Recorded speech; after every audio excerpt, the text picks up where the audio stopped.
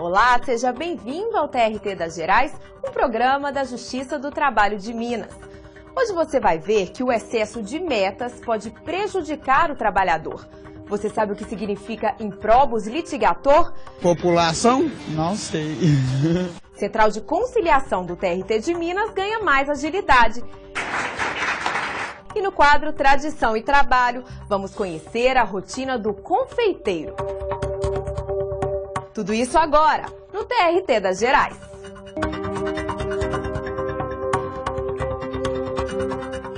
Prazos apertados e o cumprimento de metas são uma realidade enfrentada por boa parte dos trabalhadores. Mas até que ponto os patrões podem cobrar produtividade dos empregados?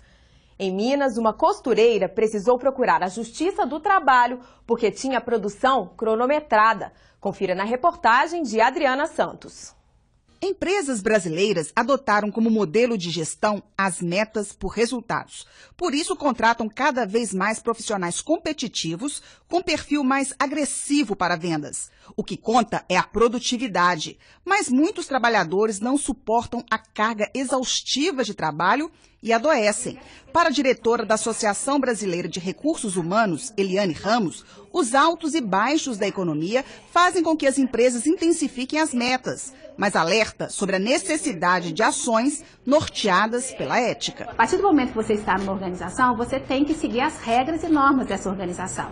Então, a gente vive num mundo onde existem as coisas, os processos bem definidos. O empregador, ele tem que ter o cuidado de selecionar a pessoa certa para o cargo certo. Se ele selecionar uma pessoa que goste de trabalhar sob pressão, uma pessoa que seja ágil, uma pessoa que seja mais comunicativa, que goste desse desafio de buscar sempre, que é competitivo com si mesmo, ele vai dar conta. Agora, se ele buscar um perfil que não seja inadequado para a cadeira, ele vai ter problemas. E custa para a saúde do gestor e para a saúde da organização também, quando a gente faz coisas que a gente não tem aptidão natural. Então, tudo depende da aptidão. É de selecionar o profissional certo para a cadeira certa. Alba sabe que a pressão por resultados faz parte da rotina de trabalho do profissional do telemarketing. Por isso, aceitou o desafio de coordenar uma grande equipe. Ela só não sabia que as metas exigidas pela empresa fossem tão difíceis. As metas eram impossíveis de alcançar. E para a gente conseguir um salário melhor, a gente tem que alcançar a meta. Se a gente não alcança a meta, o nosso salário é baixo. Então, acaba que isso complicava bastante, porque eu tinha minhas dívidas, tinha minhas contas para pagar, né? E eu precisava de atingir a meta. Então, eu fazia várias coisas para poder conseguir. E se a gente não conseguisse, a gente trabalhava no domingo. Então, a escala era de segunda a sexta, sábados alternados, mas se eu não atingisse a minha meta, no domingo eu tinha que trabalhar. Então, acabava que era uma punição.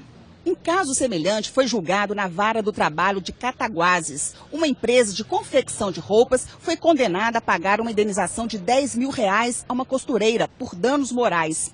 O empregador exigia metas exaustivas, chegando mesmo a cronometrar a produção da empregada. O juiz do trabalho, Ricardo Tupi, explica que os gestores devem ficar atentos aos limites do bom senso na hora de estipular metas e resultados. O administrador, o empregador, deve pensar, sobretudo, no bom senso e levar em consideração que o ser humano é diferente das máquinas. A gente costuma dizer que isso pode gerar dano moral. O que é o dano moral? É toda violação ou ofensa à dignidade de uma pessoa. E toda vez que você coisifica uma pessoa ou a trata ela de forma diferente de um ser humano, você estará ofendendo e como todo mundo que lesa tem um dever de reparar, poderá estar sujeito à reparação pelos danos morais. Então é só imaginar que o ser humano vê o seu empregado como um ser humano e não como um mero instrumento material ou um insumo de produção. Eu acho que tendo essa visão, acho que não vai ter problema. Agora é hora do quadro O que é isso? Você sabe o que significa improbus litigator? Que é isso? Que é isso? Que é isso? Que é isso? Que é isso? Que é isso? Que é isso? Impróprio é porque está proibindo aquele direito que as pessoas... Só tá apertando. Às vezes sei, mas eu tenho que pensar, lembrar, né? População? Não sei. Não, isso não. Nem imagino. Direito de tudo. De tudo que é de bom, né? Só que o nosso Brasil não tem, né?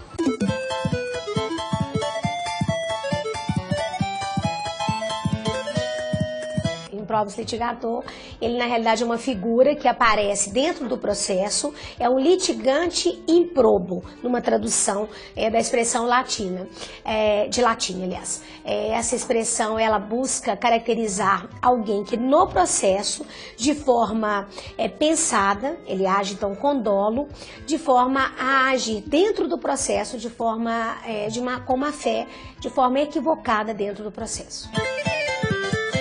Você está trabalhando e desenvolve algo novo. A empresa começa a lucrar com a invenção. Será que o funcionário tem direito de ganhar uma remuneração especial pela sua criação? O repórter André Salles tem as informações. A Lei 9.279, de 96, entende que o trabalhador que cria uma invenção ou que aperfeiçoa essa invenção deve ser remunerado pelo empregador, desde que esse utilize esse invento para fins econômicos. E é sobre esse assunto que nós vamos conversar com o advogado trabalhista Bruno Azan. Como é que funciona essa questão? Ou seja, qual é o entendimento da lei? Esse trabalhador tem direito realmente a um ganho ou são casos, cada caso tem um tipo de entendimento? Olha, André, a lei ela prevê 3 possibilidades. Ela fala, primeiro, da chamada invenção de serviço, que acontece quando o empregado é contratado para criar, inventar, usando os meios e as estruturas empresariais. Então, nessa primeira hipótese, que é a primeira ali tratada mais simples pela lei, o trabalhador é contratado, ganha o seu salário para isso e só o seu salário seria o suficiente pela própria invenção. No caso, se a empresa quiser, para auxiliar, para estimular, ela pode até mesmo pagar alguma coisa além, desvinculada do salário.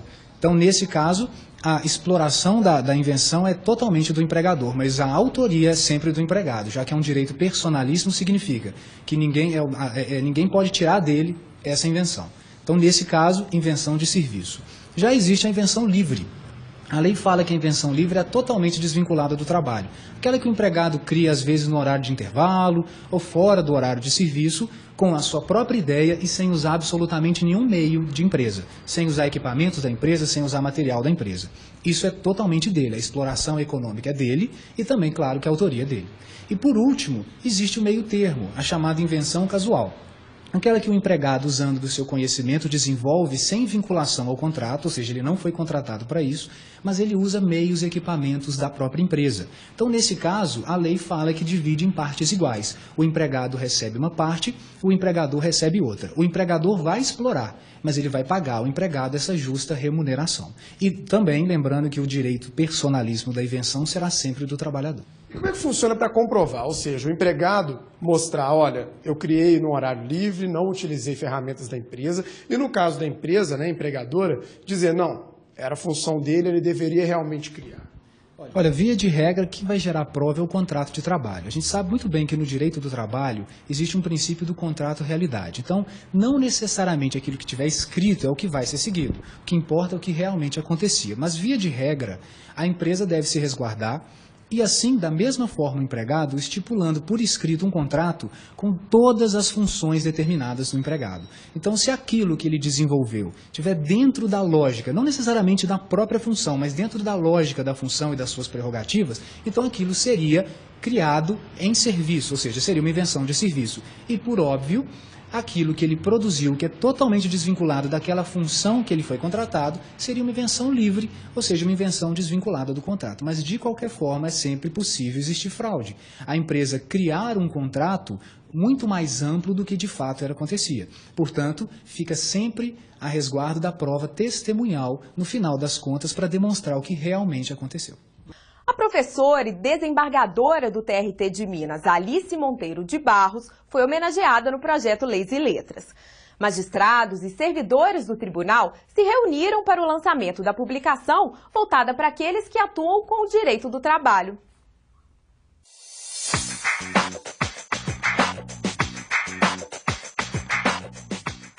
O vídeo institucional em comemoração aos 40 anos da Biblioteca do TRT de Minas abriu o lançamento do livro Direitos do Trabalhador, Teoria e Prática, em homenagem à memória da desembargadora Alice Monteiro de Barros. O evento faz parte do projeto Leis e Letras e lotou o auditório da instituição. Marcaram presença a presidente e a vice-presidente do Tribunal do Trabalho de Minas, os organizadores da publicação e admiradores da vida e da obra de uma das magistradas mais respeitadas por várias gerações de juristas. O desembargador do TRT de Minas, Sebastião Geraldo de Oliveira, foi um dos organizadores do livro e relatou com admiração as razões que levaram vários magistrados a escrever sobre Alice Monteiro de Barros. Ela, muito dedicada ao direito, toda a sua vida, a sua atuação foi exatamente no estudo e no aprofundamento do direito do trabalho, ministrava aulas memoráveis e, como jurista, era uma magistrada cuidadosa, comprometida e sempre serviu de paradigma, de exemplo para os novos que chegaram na época. Então, qualquer homenagem que se prestar a Alice Monteiro de Barros será sempre muito bem-vinda para valorizar aqueles que antes de nós prepararam o terreno para que a Justiça do Trabalho hoje seja o que é. No próximo bloco, você confere os destaques jurídicos do TRT de Minas. Justiça do Trabalho Mineira tem nova central de conciliação. E no quadro Tradição e Trabalho, o ofício de quem tem a missão de agradar pela aparência e pelo paladar.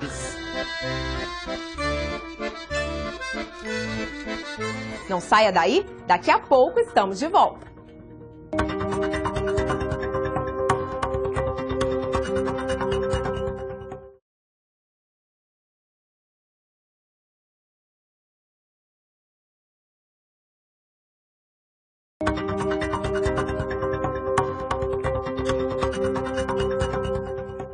Estamos de volta com o TRT das Gerais.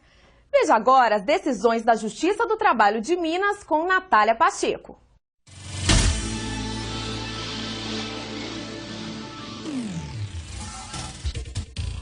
Demora na compensação do cheque não gera direito à multa por atraso no pagamento das verbas rescisórias.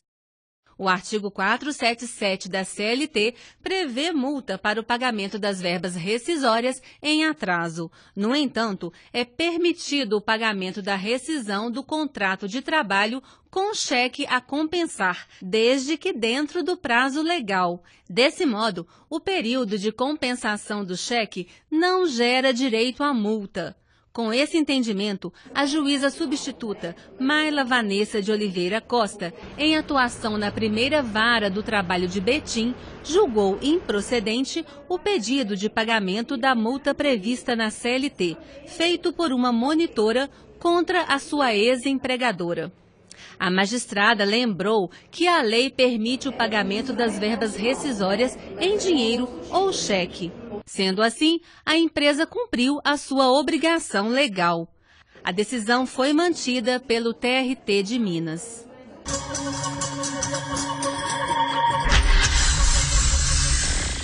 O TRT de Minas tem uma nova central de conciliação. Agora, servidores formados em direito também vão poder atuar na resolução de conflitos. Servidores, autoridades da Justiça do Trabalho de Minas e convidados estiveram presentes na inauguração da nova Central de Conciliação de Primeiro Grau de Belo Horizonte. Inauguramos com muito entusiasmo essa nova Central Permanente de Conciliação do Primeiro Grau, em confortáveis instalações e com a implantação de novo formato em sua organização e funcionamento. A presidente do TRT de Minas, a desembargadora Maria Laura Franco Lima de Faria, e o primeiro vice-presidente, José Murilo de Moraes, abriram simbolicamente a nova Central de Conciliação. A iniciativa foi comemorada com tom de conquista. Então nós precisamos de um espaço mais amplo, também uma maneira de funcionar de manhã e de tarde, de modo também a não ficar com muito acúmulo de pessoas aqui.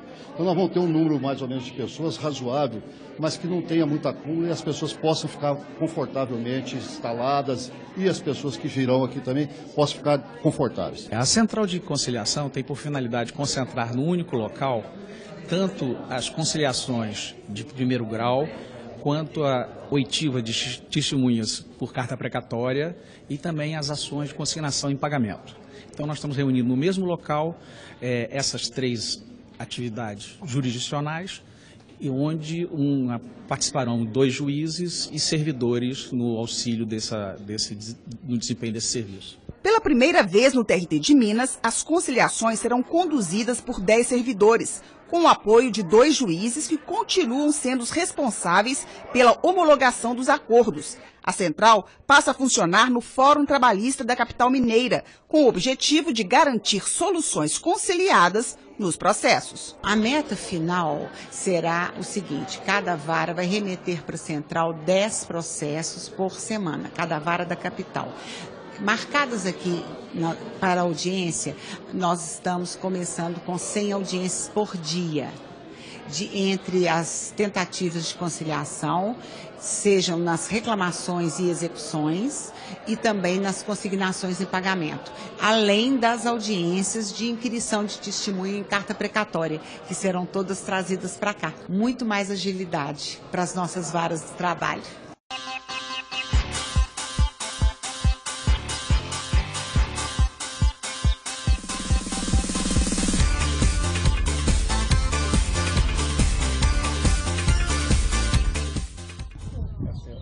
Eu fui fazer uma penhora dentro de uma residência e já era uma coisa meio problemática. A hora que eu cheguei, a senhora já começou a engrossar, assim.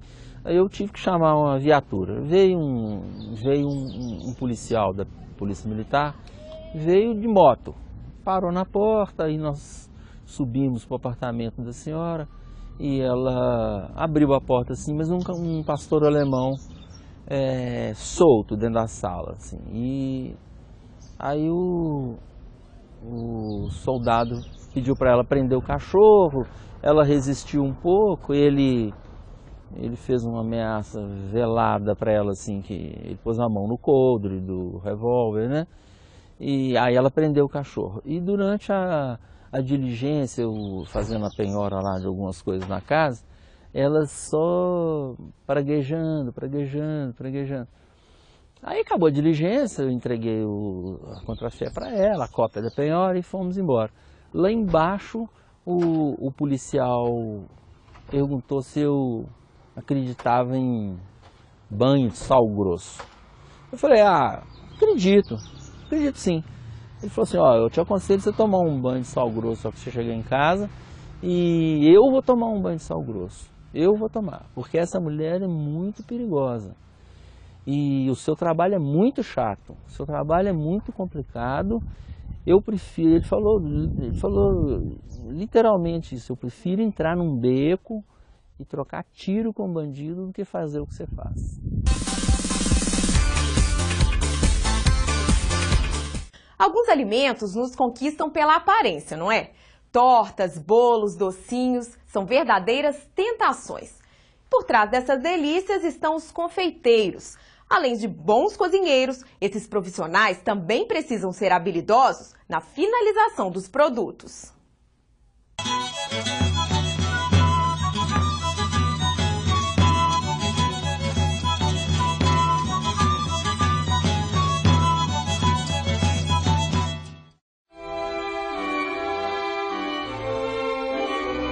Uma das mais tradicionais confeitarias de Belo Horizonte, a produção não para um minuto. 22 confeiteiros preparam bolos, tortas e doces para as 4 lojas. Olhando assim, fica até difícil de imaginar que há 25 anos o negócio começou aos poucos, de acordo com a demanda dos clientes.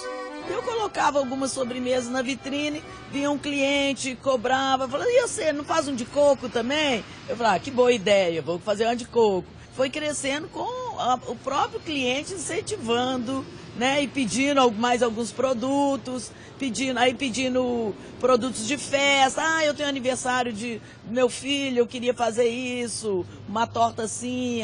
Então, na verdade, nós aprendemos muito com o nosso cliente também. Atenção ao gosto dos clientes e as tendências do mercado são fatores que ajudam a explicar o sucesso da rede. O nosso carro-chefe ainda são as tortas, doces e salgados. entramos. Claro, entramos com outras linhas de tortas diferenciadas, né? Buscamos em outros, até em outros países, a aprendizagem, estamos sempre aprendendo, né? E transformando num sabor brasileiro que tem que ser do jeito que nós gostamos. A profissão de confeiteiro atravessa o tempo e se mantém apesar das inovações tecnológicas. O clássico e o moderno têm espaço quando o assunto é doce.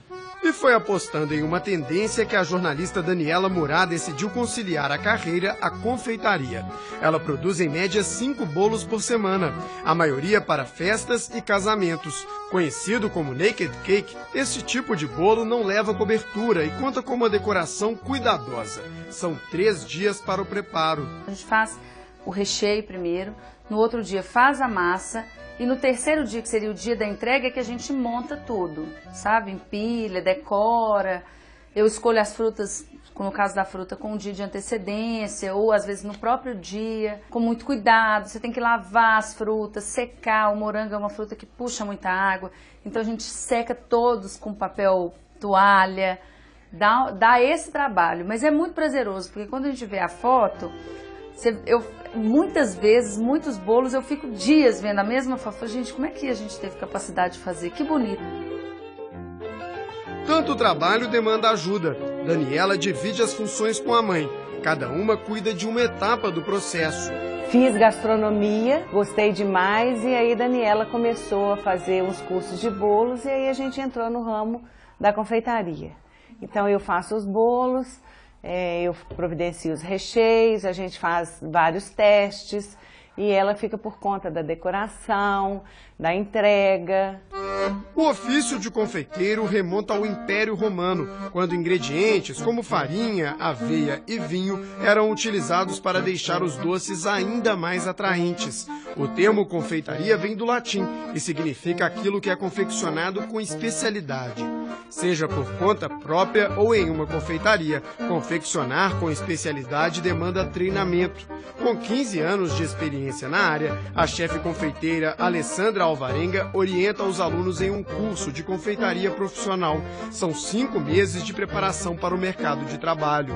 O curso é fundamental, porque é onde ele vai aprender as técnicas, né? A gente faz a receita e às vezes não sabe o porquê que as coisas estão acontecendo. Então, como eu falei que envolve muito química, muita exatidão, padronização, né? Que o cliente quer isso, um produto padronizado, então é importante eu ter a técnica para conseguir fazer sempre no mesmo padrão. Então ele vai descobrir por que o fermento tem que ser colocado, não é sempre uma colher de sopa, né? Qual a proporção dos ingredientes, qual a técnica de cocção, de cozimento correto. Então é super importante para dar para ele todo o embasamento para ele conseguir desenvolver as receitas. Capacitação para um mercado em crescimento. A confeitaria ela é ótima porque ela tem várias áreas de atuação. A pessoa pode montar o seu próprio negócio, né? Ou ela pode trabalhar dentro de uma padaria, dentro de um restaurante, dentro de uma confeitaria, de uma chocolateria, uma série de ramificações que ela pode adotar. Ou pode ir para a área de decoração de bolos, que está super em alta, se especializar em cake design e assim por diante. Então é um mercado super carente de profissional. Uma profissão que exige mãos cuidadosas e devoção pelo ofício. As frutas são muito bonitas, é tudo muito colorido, muito vermelho, muito amarelo. Então você fica meio que apaixonada pelo bolo. Às vezes eu saio, entrego e falo, eu queria ter comido esse bolo. É muito gratificante ver que o nosso cliente está satisfeito, está feliz, né? Porque o que a gente está vendendo, na verdade, é alegria. Então, se ele está feliz, nós também estamos felizes.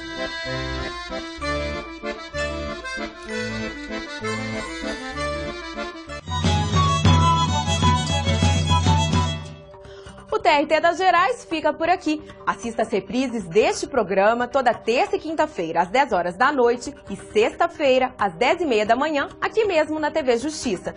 Você pode acessar a nossa programação no site trt3.jus.br. Também estamos no YouTube, Facebook e no Twitter. Semana que vem a gente volta com mais notícias de Minas. Até lá!